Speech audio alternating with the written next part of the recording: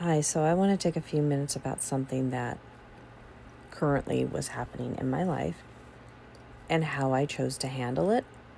Because, again, I'm talking and I'm writing this book on, it's pretty much almost done, vows, narratives, all those kinds of things. And so to me, this is super important to talk about when I encounter things, people that are struggling or are, more in the more going down those paths. And the reason I label it dark personalities is because that's the easiest way to talk about it. This is really about people who are fractured. And when we're fractured, we exhibit behaviors that aren't healthy and that are harmful towards ourselves and harmful towards others, and impacts how we belong. So that's why I'm going to talk about this, because belonging is what impacts. This is how it impacts belonging. So I'm in this community, and I mean, we're all in community, so I'm just going to say I'm in this community. And in this community, a person decided to join. Now, the first time I met them, they told me some things that I was like, I don't feel comfortable with that. And I've had people tell me at least one thing that this other person has told me, and I've just been like, whatever, And usually when people tell me this one thing, which I'm not going to share, it's usually because they need to feel special, which means that they didn't feel special growing up. For some reason, they didn't feel unique or special, and they're really, they just need to feel that. And I understand that. I've had things happen in my life where I wasn't treated like I, should have been celebrated as a human being or things around those lines. So I totally understand that. There's no judgment there. I know that can be a huge fracturing for a lot of people because of the saying children should be seen but not heard. We have a lot of fracturing around identity and being valued as people growing up. We just do. Because children are very special and are wonderful and should be treated so, because when they grow up as adults, then they're going to embody that in a healthy way. So this person, I started to take some time away from this community because they were embracing this person.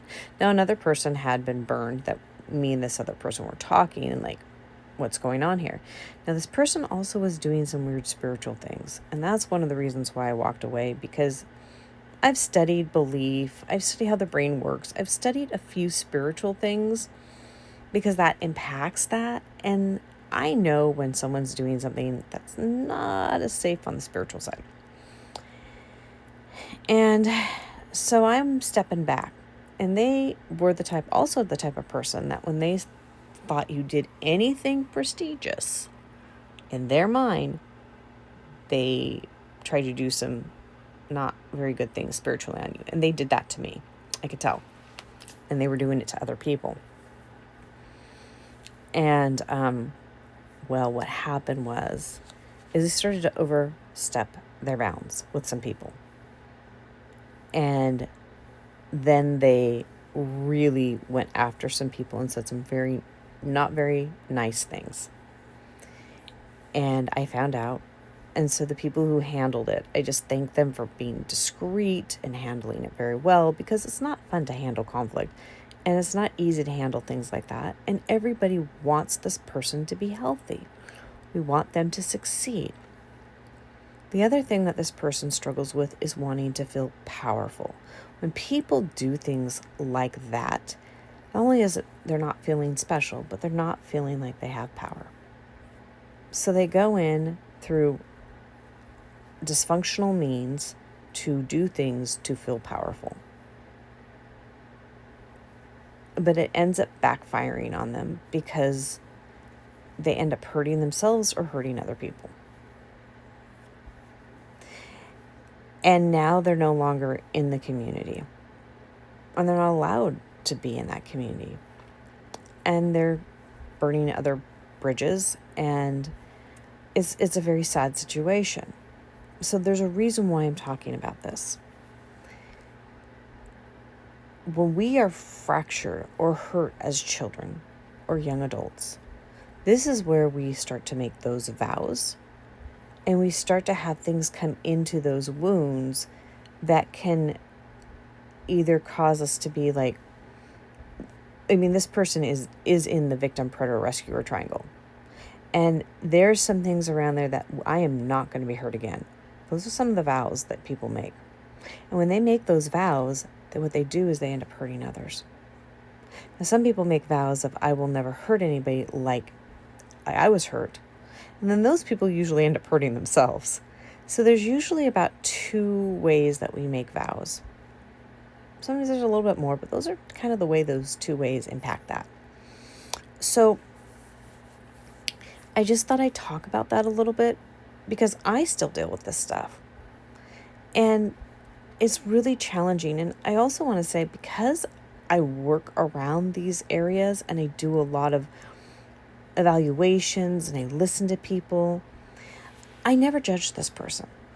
I discerned what was going on with them. And I said, it's very sad that they're in this place. And I actually talked to some people who handled it.